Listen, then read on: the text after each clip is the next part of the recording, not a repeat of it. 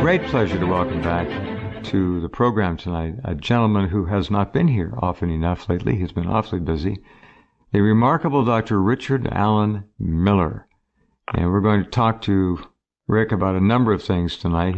He has lived a life that is so unique, and it has brought him into contact with, and he's become friends with, shared experiences with, some of the biggest names in the world in terms of brilliance, uniqueness, eclectic pursuits, like Timothy Leary and others like that. Rick's had an amazing life. Welcome back. How are you? I'm going bald from unnatural causes. It's terrible, the air pollution. How do you like it? Oh, I love air pollution. Are you kidding? Nice, but what do you think about the smoke? Well, the problem, Rick, it's not the smoke, and I've been trying to make this point. It's higher than what's happening. It's not that either. It's the simple fact that for the last 6.5 years, we have been pounded with radiation constantly, and everything that burns and sends smoke into the air is sending radioactive smoke up into the air. Epoch of trial by fire. Of course, so we're going to have it with electricity, nuclear energy, and tapasya. That's what they call it in Persia, the tapasya rituals. Well, it's that smoke is radioactive, so just keep that in mind. No, thanks. I thought it was just toxic. That just made my whole day. It's radioactive. Oh, they had, look, when Berkeley was doing their tests, Rick, they were reporting that they were finding radionuclides in the pine needles of pine trees all up and down the West Coast. Every time there's a fire, these things burn and go. The pine, that's true. Well, it's probably it's radioactivity as much as anything. I don't know that part. You may be right. Well, who knows what they're putting in chemtrails? Recycled aluminum. That too. Yeah. It's terrible what's happening. I don't have an answer, and I don't even know why they're doing it. Oh, yes, I do. There's 7 or 8 different things, one of which is it's a weapon. I watched the way they manipulated that one storm over Hilo. When was that? 2 years ago? And now Florida got hammered. And all of that is absolutely traced to HAARP, and what they're doing now is playing with weather and learning how to control it. Well, they've been at it since 1947, 48. Right after World War II, they started in earnest to control the weather, and they've gotten there now. Well, I feel as if we've been invaded by clans or factions of the Anunnaki, and we're kind of like in the middle of crossfire for positioning. And we don't have a say in it because it's all about food chain, and it's creepy to feel that way. Let me ask you a question. You knew Tim Leary very well. What would Timothy Leary say about the way things are now and the technology that is decades ahead of what we know about? Yeah. Well, you see, and he was different when he came out of Vacaville. You know, when he was in Ashland, I went to see him and Ram Dass, Richard Albert. I knew Richard Albert and Metzger. They played in Ashland, you know, after he got out of Vacaville. And that was a long time ago. But they did something to him because Tana Wilson, Robert Anton Wilson's daughter, and I were the ones that went down to California with a writ of habeas corpus.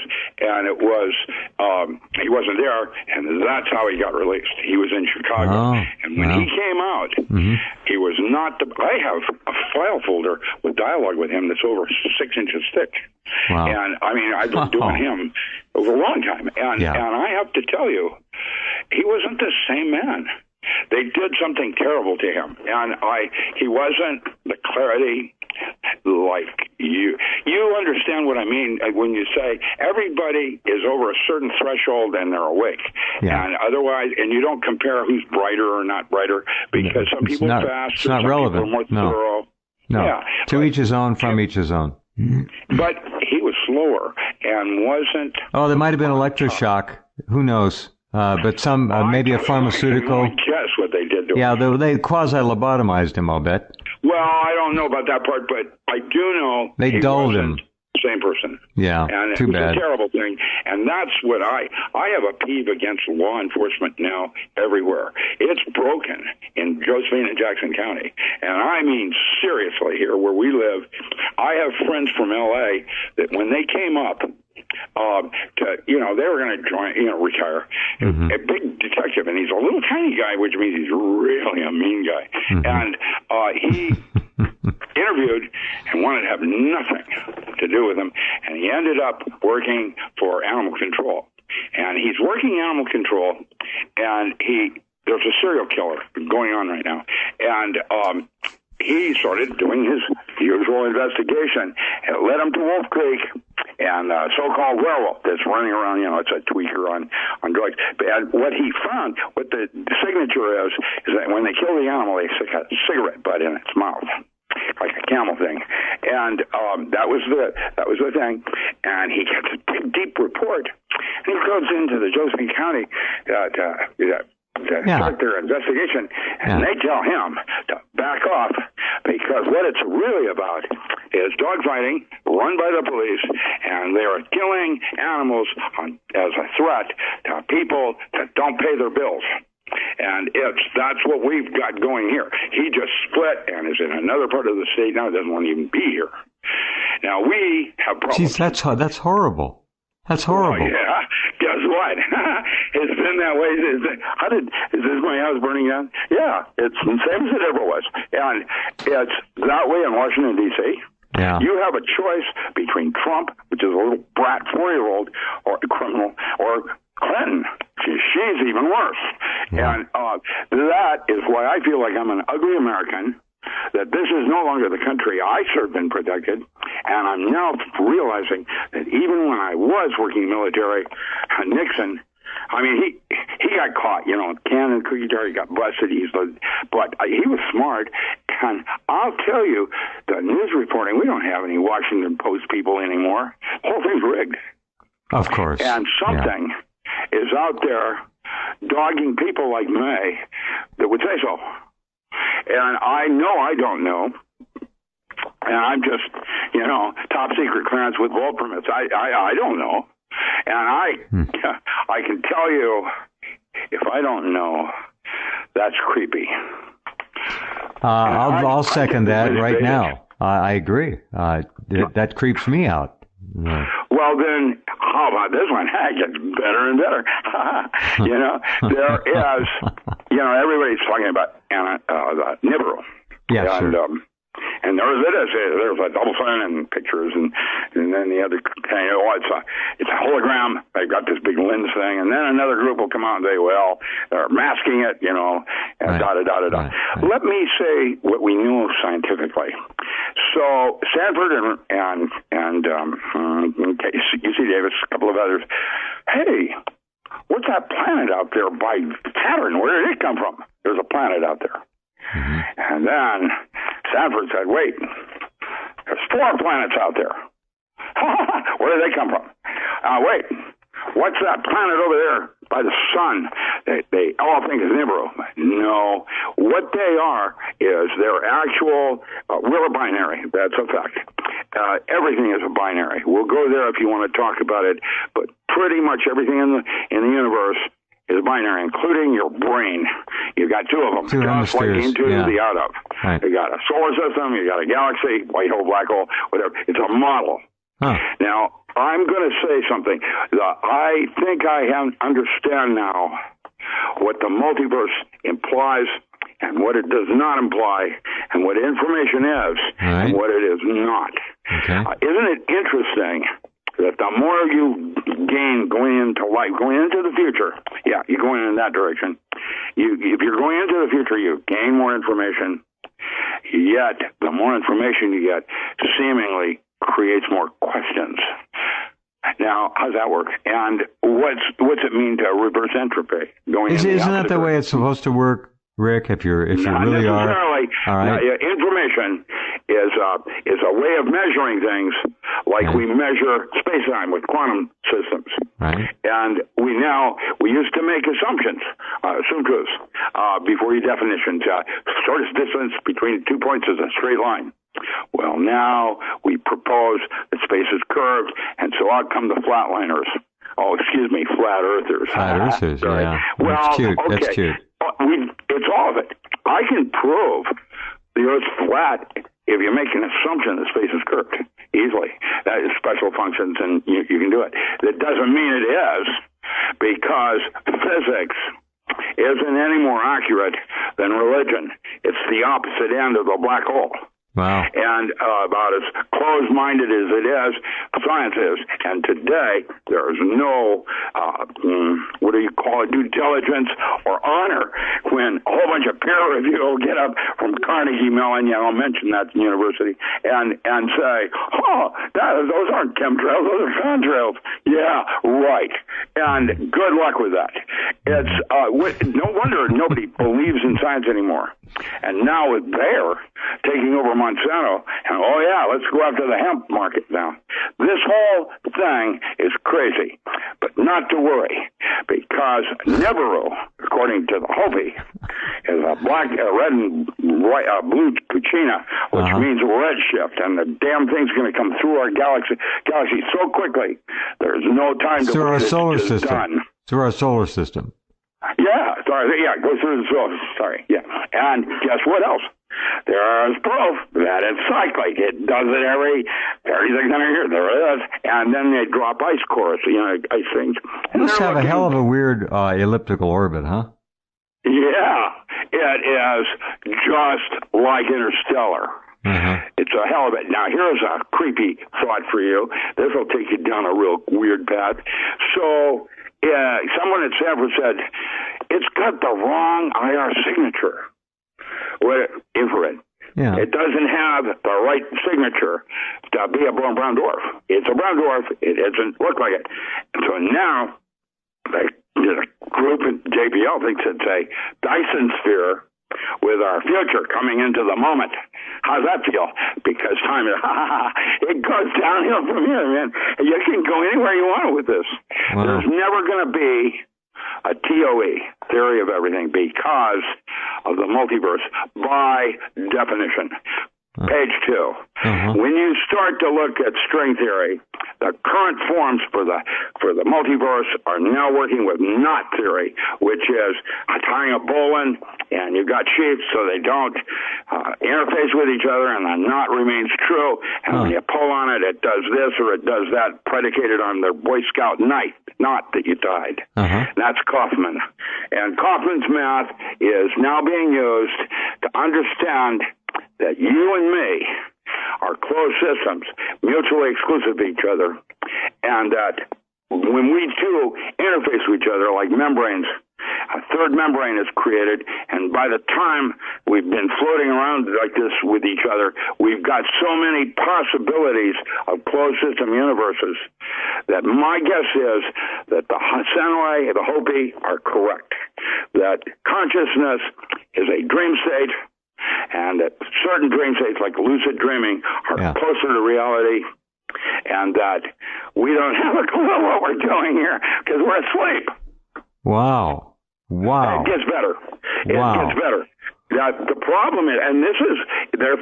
let me say one thing, Rick. Hold on. One thing. Mutually exclusive entities, beings, we're all mutually exclusive. That runs counter... process, like a drop of water, when it hits a pool of water, pops back up, but it's no longer a drop of water, it's a bubble. Okay. And that bubble is a cavitation process. It's a closed system, just like your brain. How interesting. Your brain could be looked at like an hourglass, same as time. And all you don't have the future or the past. It's a closed system, just like the bottled sand. What you have is the moment. And how you associate that moment with memory creates the concept of time. Right now, I'm 7 of 9, like out of Star Trek, because I woke up at 6:31, which means that's my number. I had options because I'm millions of Rick Millers. Wow. And the closed system part is that you or me are going in and out of an altered state of consciousness at least 1,000 times in 1 minute. And when you think about that and the concept of wandering thoughts and why you go here and there and everywhere, and then all the real saints in history have stressed the importance of training the mind. That's to go into a certain specific brain state, a.k.a. bliss or cosmic consciousness. But there's other places in the brain you can go to, and that means, because it's an amorphous semiconductor, the brain's constantly changing, the liquid crystal. And so if it's like that, you can say it's a four-dimensional hologram of 5 space. And that means if you go to a different place in the brain, you change the movie. Gets better. If you go on the internet and go the Wernicke correction, that's a specific place in the brain near the reticular activating center. The Wernicke correction, comma, a Mars project. Something creepy happens. What has been discovered is that when you use hypnosis and cross-culturally, Chinese, Eskimo, whatever, everybody has the same memory of having worked on Mars for the U.S. government. Wow. Now, how does that, that's archetypal. How does that work? Yeah, I don't know. There's something else going on here, and we haven't got a clue yet, and we're not even going to get close to it, and look how far we've gone in the last 50 years. We've got from telepathy to breaker 17, come on. And, you know, if someone in the 1800s saw that, what do you think they'd think? How about if they dug up in 1820, which they did, a giant skull? They call it Nephilim in Pennsylvania. And now they're pulling it out everywhere. You know, China, Russia. Well, does that mean there are other life forms on Earth? Yes. There are other life forms on Earth? Yes. Yes. There are. I've seen them. I've documented them for the government? Yes. Jim Morrison, when he went through the crossroads at age 10, and that shaman from the Hopi was dying, that's what Morrison's things are about. You don't die when you're that life form. You pass your consciousness on to another. And that's something that has been documented. Tom Lytle, Psychedelic Monographs and Essays, wrote about it and had Jim Morrison send me a letter with CIA letterhead on it, and I went to vet that, and there he is working for a laser company in Arkansas. He's a fat Jim Morrison, no longer training. Wow. No, it's that you can read about that in Secret and Suppressed by Feral Press. Edited. A whole bunch of different ones. F-E-R-A-L. Another guy I know. Feral Press. He's creepy Captain Crunch. Now, with that said... No, man. I know. I love it. Go ahead. This is great. You know, remember the blue and black blacks? That guy, yeah, out of Tacoma. He got busted for having an LSD lab under the Duwamish River. He's in federal prison right now in Leavenworth, living the good life. Before he went in, he came down to Grants Pass when I had just moved here. Came down in a van with a gun turned on it. I couldn't believe it, man. I got nothing like my friends. I tell you, I know that I don't know. I'm in the center of what's going on, and I'm... Well, you're mutually exclusive to a hell of a lot of different... You know, I don't know. What I do know is that it's all about food chain. About what? And that's creepy. Well, the Nephilim for cannibals. That's what the Anasazi and the Hopi talk about. You know, they eat men. Food chain. Okay. They're smaller dogs. Right. And when you watch orca chase dolphin... Right. And those are two mammals that I consider higher life forms than men. Yeah. Dolphin is, orca has a cerebral cortex. It's twice the size of man. That's a crunching power thing. And that mammal is firing 60% of it. That's God. Not our God, but sort of like Hitchhiker's Guide, you know. Thanks for all the fish. Oh, we're firing. How much are we firing? 10%? 5%? 10, if you're lucky. And then there's a new concept, and they're going to want to measure my brain because they think I have sub-level dendrites. That means you have the primary dendrites, and then you got a secondary level. I haven't even discussed in the literature yet. So let's weigh his brain. You can squirt that up your nose. It's called vasopressin. Vasopressin is an anterior pituitary hormone. It's written about in Pearson and Shaw. And when I did it, you can get it at Weimar for Dirk Pearson and Sandy Shaw? Yeah. And they wrote about vasopressin. If you ever met them, you wouldn't do anything they suggested. But their information is technically tight. And that's me saying it because I was a teacher. But listen. Tell me about vasopressin. It's an anterior pituitary hormone that when you squirt it up your nose, squirt. Yeah. Okay, within 10 seconds, you have an immediate 25% increase in memory access. And when I say that, it's enough you know the difference. Wow. It's amazing. At some point, usually around 4 to 6 months, it doesn't affect you anymore because you're already good to go now for another, 30 years. Page 3. Wow. Ward Dean, who is Dr. Ward Dean, is Surgeon General for the Marine Corps. And he has written a book called Biological Aging Mechanisms, Clinical Approach. That means he went around the world and discusses each way different universities measure aging process. Everybody's different. This guy's eyes are... They measure the what process? The aging process? Yeah, he talks about the biological aging process, clinical approach. Right. The guy's technical, perfect. And at the end of his book, he said every single aging process that we currently measure is reversible. Not stopping it, reversing it. Let's talk about telomerase. So now Cliff High is talking about fullerenes, and instead of putting exclusion zone water, which the Ukrainians did, they put olive oil in it. Little Popeye. And what happens next? What age do you want to be? Wow. That's in the literature, and there's got his info bots creaming out on On's algebra all over the site.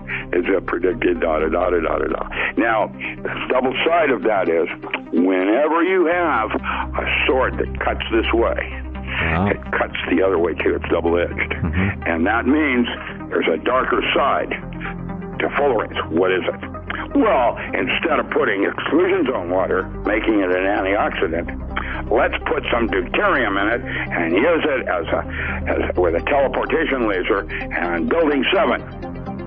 When you watch a 617-foot beam fall in free fall, and it's evaporating as it's falling, there's only one thing I know of in physics that does that, and that's a plasma. And that's a new weapon called a neutron fullerene fusion bomb, and they're deploying it everywhere. Russia just did one. They've been doing it at Golan Heights. The bomb itself, concept of it, came from the Mossad. The Mossad did not do 9/11 as far as I can tell, but they were part of it. They knew about it, and that whole thing was to get a terrorism bill through Congress. They had tried with the post office and Tulsa. They USS Cole, whatever. They were trying to get everybody outraged to steer attack on our homeland because everybedy's all snug and comfy. So Cole is a false flag. Well, what's real? Yeah. Look, children, over there, they're beheading a bunch of ISIS. And, children, look over here. And, meanwhile, they're pickpocketing you. Sleight of hand. Well, that's how it works. I got. Now you said this is a fluorine. What? Fluorine, buckyball, C60 or C120. Yeah. Okay. That came out. That is how they're going to make the space bridge. That's the material I looked at in Chicago and said, we don't have this technology. We didn't when I saw it. It was back in the 70s. We now have it. So I don't know where that came from. Previous epoch, like the Germans thought, or I don't know. Aliens, who knows? What I do know is when I was at Chicago, I fired a 50 caliber cannon at it and then went down in and looked at it with an electron microscope at lattice damage. And that's the way I did it. And guess what? It's 100 times stronger than diamond. And they're talking about now fullerenes. It's graphene, shungite, got lots of names. But what it is, it's activated charcoal from your campfire.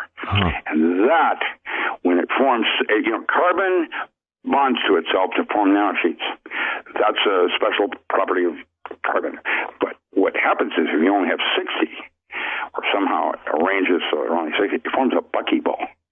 That forms the primary construct. And those are microtubules that, if you put structured water in it, that's chi and where your soul resides. As a latest thing, that's Roger Penrose from Princeton. Now, I'm getting the big picture on what we do and what we do not know. And some things I'm just starting to realize are not knowable at any century. And so now we have a change in everything. As alchemy has led to chemistry, now physics will become magic, sleight of mind, where you use these altered states as tools in the toolbox. An ant can pick up 10 times its weight. How can it do that? All right, this is page 4. Physics as magic. Magic is advanced physics with a mystery school. It deals with conscious states of, when you go in altered states, this state over here, for example, your ability in guessing is 400 times where you are right now. And I did that one with ESP induction with Navy SEALs. Intuitive. Intuition is your gut, not your upper brain. Your upper brain is primarily there to make all your beliefs true. I wouldn't have seen it if I hadn't believed it. And belief systems are tools also. So your upper brain will lie. Your upper brain will lie to you. If you've been born in Pakistan, you wouldn't be a Christian. Jesus, get a grip. I mean, really, that part of it is arbitrary. It's your imagination that creates that universe. And guess what? That's only halfway to God. And we haven't even begun that journey yet. Yeah. And so, there it is. And I'm a physicist. I know I don't know. And why do a lot of physicists say that they know and there is nothing else to know? Where the hell did that come from? They're not real physicists. There it is, man. It's look. If there's no such. Now we have a new model. There's no such thing as gravity. The Earth sucks. Right. I love that graffiti, man. That one makes. I get it. Who would want to be here? Well, where you're in a fantasy land, dreamland, where anything you want to imagine is true and more. And what you are is a closed system that's moving from one bubble to another, arbitrarily and without any rhyme or reason, because your daddy was a pedophile or whatever. You have been damaged. How would you like to be? The first thing when I did, it came out of the womb, it hit me. And then I got ripped from my mother to be fingerprinted. It's not like an animal, a dog, and the way it's birthed. Steve Gaskins wrote about that spiritual midwifery and the idea of the way we're brought into this. Well, they used to footprint them, but now they fingerprint them, I guess, huh?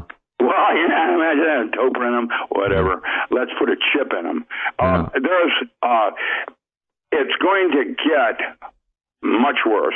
Right now, I unplug my camera and sound port on my computer. I've had guests here. Mike Mandeville runs Edgar Casey Foundation, personal friend of mine for a zillion years, is sleeping, and all of a sudden his computer got turned on and started taking pictures. Mike left. I had to have a friend come in and sweep. And I do not use Wi-Fi anymore. Only for guests, I'll turn it on. But, he took me, Russ Runge is my tech support now. He came all the way in from, is it Illinois, yeah. He's in one of the little places we're there. He's a 20-year Navy man, likes his coffee with a spoon that doesn't move because it's so thick. But he has he subscribes to you. You're very popular with the technical groups like Navy and all of that. They listen to you. And so he's going to get me the other part I can't get. When I subscribe, he subscribes. But Russ came down and was showing me how, anybody can take your neighbor. It doesn't have to be a 3-letter agency. It could be a creepy ex-wife. I don't know. It's just, it's, and if they're doing it, there are third-generation D-Wave technology now that is rogue. They don't have a handler. Now, what do you think? That's more dangerous than it's rogue. It's completely rogue. It's gone. It's out there. Well, transhumanism. You want to become a transhuman only because now you can go out into the space and get that diamond. Right. That's all the reason they want to do that. A hell of a motive, yeah. Well, I can't imagine. This is, the bad news is the distinction between intent and purpose.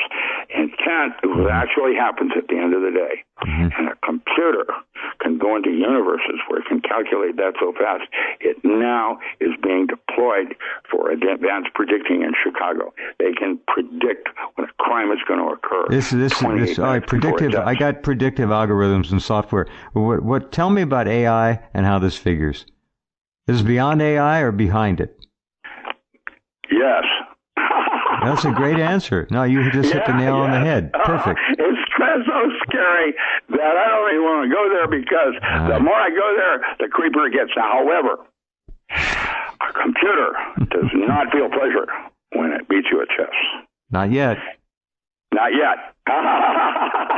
Now, that's the distinction between intent and purpose. Purpose is what Aleister Crowley said. When you're doing your true will, none shall say nay. You're in harmony with everything. You're an asset. That's what I'm aspiring toward. Exempt. There's 3 ways that my dad said this. There's 3 ways to be in this world. There's the vulgar, the adept, and the exempt. The vulgar get audited. The adept gets money back from the government. That's funny. And the exempt has a 501c3. They don't pay taxes. I got it. And I did that in high school. I was a jock, but I was a nerd, and I wanted to go to college, so I didn't have to screw the cheerleaders just because I was a jock. Thank you, Lord. It is. Blessings come in all shapes and sizes. I was saying. That's right, man. Years ago on this program, I used to have somebody on. I can't remember his name now. A nice guy. He was working at some capacity in advanced nanotech, and he'd come on and do a nanotech report. He talked about the gray goo thing, that simplest of all nanotech machines, which has as its sole purpose, prime directive, the destruction of living matter. All right, that was old stuff. He, at one point, after about, close to a year, wouldn't answer his phone, no emails, he vanished. They shut him down. Interest. There it is. Read it. Oh, yeah. They shut him down. And that's serious. By the way, everybody dies at the end. Nobody. Get that one? Oh, yeah. Nobody talks about nanotech anymore. You don't see it anywhere in the media. It doesn't happen. You mean nanobots and little tiny enzymes going in and rotor-rootering you? That's right. How about that movie? That there's a book by Greg Bear called Blood Music, where they put nanites in the blood, and the blood becomes conscious, and now it wants to talk to God. It goes downhill from there, man. Wow. It's called blood music. Wow. And singing in the blood. And the blood becomes conscious, and it decides it wants to talk to you. Wow. Yeah, it gets weirder from there. That's Greg Bear. He did a couple of others. He did one called Epoch and Aeon, about the last days on Earth. And what happens when 144,000 are taken up into a spaceship by aliens to witness the death of their mother. That's another interesting. Richard Forward wrote one called Neutron Star, where you have such high gravity that the consciousness can only move in 2 dimensions, and how it evolves to help save man's son.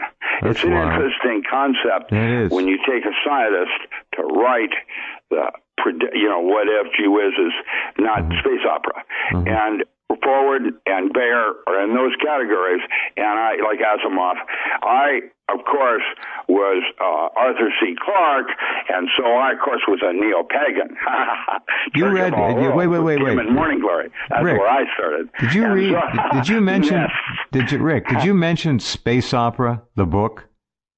No, I mentioned space opera like Star Wars. That's what I meant. All right. Yeah, not space opera, the book. I don't know that one. There was a book, Space Opera. It was about a bunch of people, and they took off in a huge spaceship, and they went galaxy to galaxy, and they presented the great operas. And they couldn't understand why none of the ETs had an interest in it, and they acted bored, and they didn't want to show up to watch the performances. It was quite funny. Where's that video called? Where in the world is Harold, or whatever that is, where he's dancing in different countries? Same thing. Yeah. That's your opera. And I have seen that video. That guy was interesting. He went to different countries, sang with them.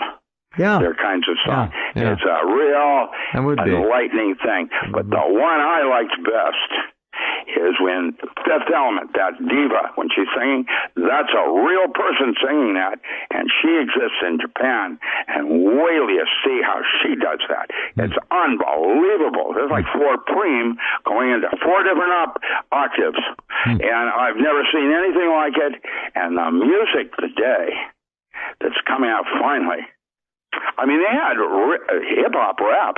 It wrote a whole generation of kids, just like Common Core is doing now. Right. Good point. Yeah. Yeah. I love it that you get me, because it's clear as a bell out there. And I have written... I have 15 new audiobooks. I'm going to come out of the closet shortly. Carrie Cassidy tried to do it early on with Matt Stein when she called me the Magus that came in from out of the cold. Where's that? Holy moly. That's as a grumpy-old man seeing Sophia Loren. Where's my... holy moly. I am... Before I'm agriculture, and I've written more books in agriculture than anybody I know, I'm a polymath that now has decided that I am the real Dr. Strange. That's what they're billing me at the comic conventions. And everybody, the kids love my 280Z. Let me tell you, that's the Batmobile I drive. There are many of those around. Was a great one. Good for you. Mine was the one that won the steeplechase up Pikes Peak, 1976, with the Ford Racing Team. Yeah, Vern Hewell, M Street Automotive, right here in Grants Pass. When the new Mustangs came out, he gave it to me. So I was the only one in town that could drive it. Wow. And there was an Indian friend of mine that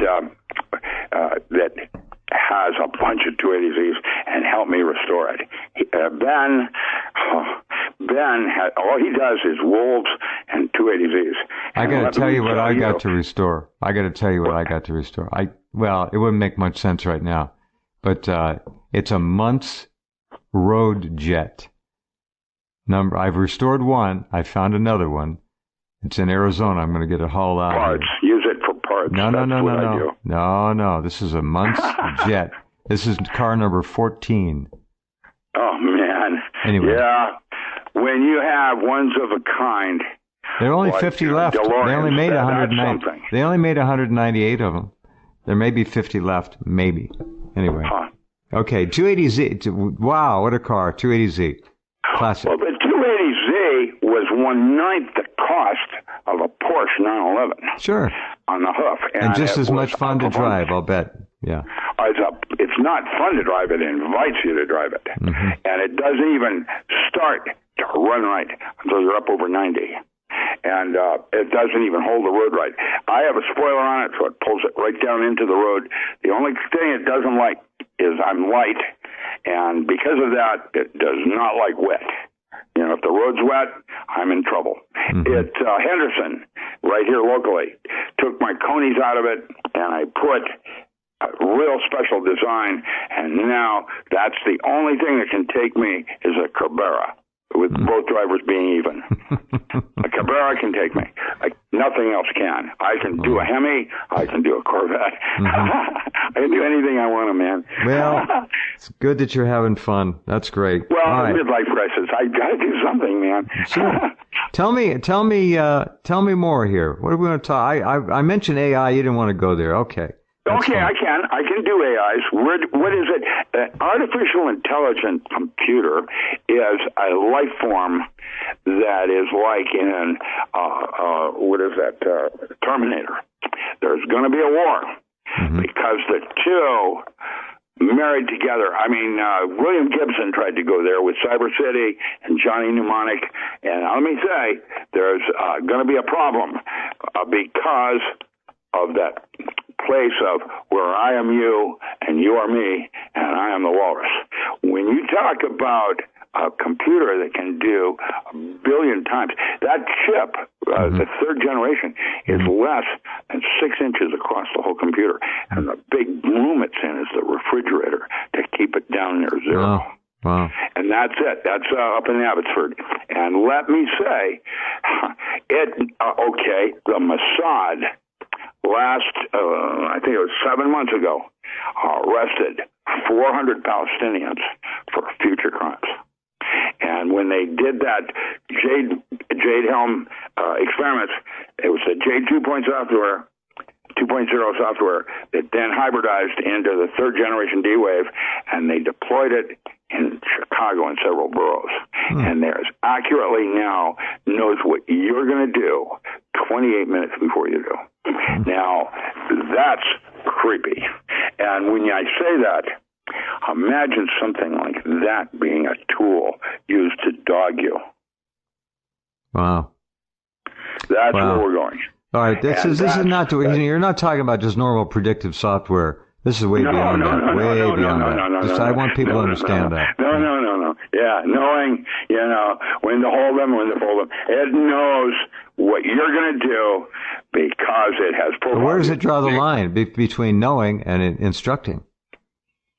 Well, there you go with Ethics 101. And that's the difference between an ethical man and a moral man. An ethical man knows, this is Ducky Mallard, an ethical man knows not to cheat on his wife. A moral man won't. And that's the distinction on purpose. That's damn good. Over intent. It's a place. It's a way of being with self. Yeah. And it's not a goal. It's a journey. As Simon says, you can go halfway to the door. Everybody focuses on the door, but you never get there because it's not about the door. No, of course not. That's what everybody forgets. Yeah. And once you get that, it's about going from the profane into the sacred because all you have is the moment. That's Carl Sagan. Allie, she drops down through a face center cubic and meets the alien. She doesn't meet her. It's outside of time. Because time is really not real. It's the way you store memory. I think Aristotle and others have said it is a duration of consciousness. It's the way you store memory. And it changes all the time. When you're making love or having fun with something, it becomes timeless. And you're not conscious of time anymore. You're not measuring things. Well, it's kind of like a crude analogy is LSD. That's why you have a quantum universe, which, by the way, has limitations because the more you know about one thing, the less you know about something else. The uncertainty principle, quantization, going from here to there. And even though the holographic systems are dealing with information and resolution of information. The metaphor I use is the physical plane, IQ, and then EQ, how you feel about it, more detail. And so what is going to happen is going to be a reckoning in sciences where we're going to realize that we're going to have different schools of thought like they do in Dune. You got your Space Guild, and that's the mystery school that I'm talking about. The amazing book. Yeah. Well, yeah. And more amazing is that David Bowie fell to Earth 1 year earlier.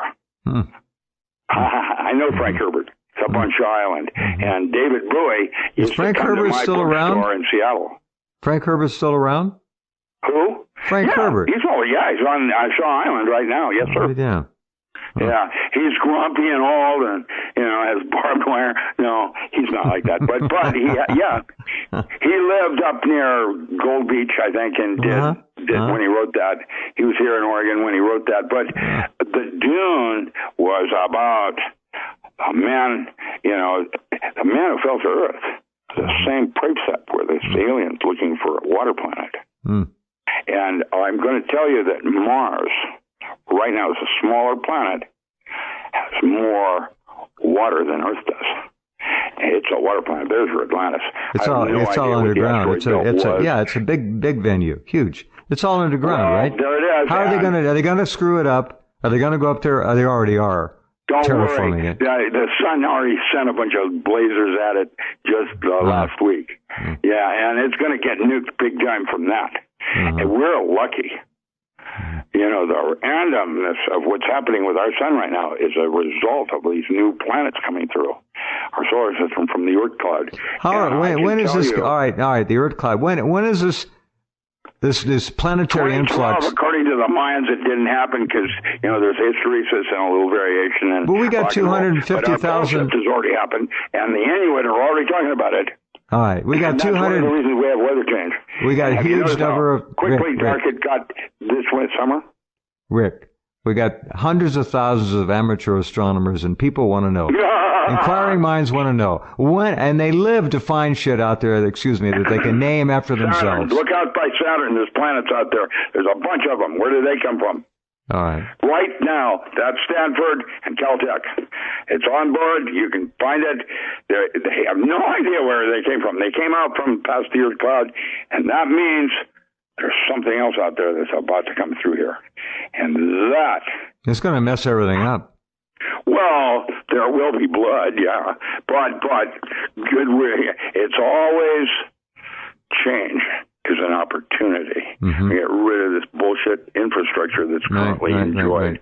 Right. Well, when we have our day, always opportunity. Those are great words to live by. So is ethical and moral, which you brought out. Perfect. Yeah.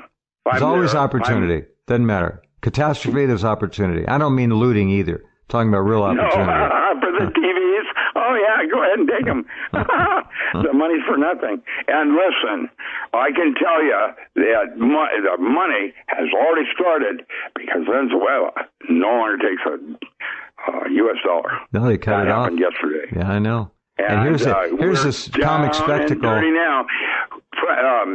David Morgan is a friend of mine up in Spokane that does the Morgan Report, and Bitcoin looks pretty interesting. My tech support thinks Bitcoin's good, and he's probably right because he's pretty smart. But I don't know. What I have in my go bag is colloidal silver as an antibiotic substitute. I can't eat it. Sounds to me like it's a heavy metal. And while it might do amazing things, I've been to Ashland and seen those people that overdid their silver and what they look like. Oh, yeah. The green and purple people. Listen. The blue and green, whatever the hell it is. The blue minis. I've seen that. Yeah. And you got to take Allison C. That are more remarkable. Allison. Fluorine water. Allison. Buckyball with Allison. H3O. What's that? Allison C. Allison C. on my website. Each capsule, 35 cloves of the active ingredient and garlic in every capsule that kills viral and bacterial infectivity. Every capsule, 35 cloves worth of allicin, the active ingredient in garlic that does the job. In addition to your colloidal silver. Rogers Basic and Lowback. That's why they do all the garlic down there. Garlic and onion revenue. Well, these have 35 cloves per capsule. That's a whole new meaning of bad breath, man. No, there's no odor. No odor. Oh, yeah. Odor-free. Rick, odor-free. Yeah, I gotcha. That has, yes. And now there's new delivery systems besides the gut. The gut turns out to be extremely important. And when I say that, the new statement is you are no longer what you eat. You are whom you feed. And no, man, and everybody's different. You know, I eat a little bit of sugar and I can smell it in my armpits, like moldy, yeasty candida. Oh, yuck. And you can smell it. Yeah. When you eat certain things, you watch how your body metabolizes it, and everybody's different. Negative. That's true. All blood, true. Yeah. And so that's your habitat. And everybody's different. Like a solar system that's got 12 planets in a or asteroid belt. There's everybody's different, and so the food behaves differently when you eat it, metabolize it. Oh, sure. And I can't. For example, I tried to be I'm a Sautangi, and so I'm not supposed to, or was not supposed to eat anything with a face for grandparents, right? And now I have to eat meat because I'm O negative and I don't have specific enzymes. Oh, there's another way to deal with this. You don't have to eat meat. I could breathe air and meditate. No, you don't need to be a breatharian either. Bliss bunny, but I'm still aggressive and I want to eat what but you know, I cut way You're just after cortisol. No, I'm after pleasure, and you know, I like to slaughter animals. I'm kidding. I do enjoy eating sushi or sashimi. When you do yellowfin tuna correctly, I can actually get a protein rush that gives me a chill. No, it's the iodine 131. You're wrong. There it is. Iodine. Rick, we're out of time. We got to say goodnight for this visit. Great talk. Thank you very much, as always. Well, thank you. I thought, okay, good. That's good. That means my girlfriend gets me earlier. So there you go. And look under Rick's name and guest. We got your audio lecture series. Thank you for having me. By the way, be sure to mention my site. What I'm doing right now is richardallenmiller.com, and I'm a struggling I'm a struggling artist, and something Amazon, and they started bootlegging everything. They can't bootleg audio. That's how music beat Amazon. We got live. it. I'll cover you. Thanks, Rick. Thank you. Okay. Bye-bye. Good night. Click on Richard Allen Miller's name and guests, and you go to the site and look below that audio lecture series, Metaphysics 1, 2, and 3, now available. 15 in the set. Audio lecture series from Rick, Metaphysics 1, 2, and 3. And I think you have an idea of what you're in store for. All right. That's our program tonight. We'll see you tomorrow. We'll see you tomorrow. We'll see you tomorrow. We'll see you tomorrow. We'll see you tomorrow. We'll see you tomorrow. We'll see you tomorrow. We'll see you tomorrow. We'll see you tomorrow.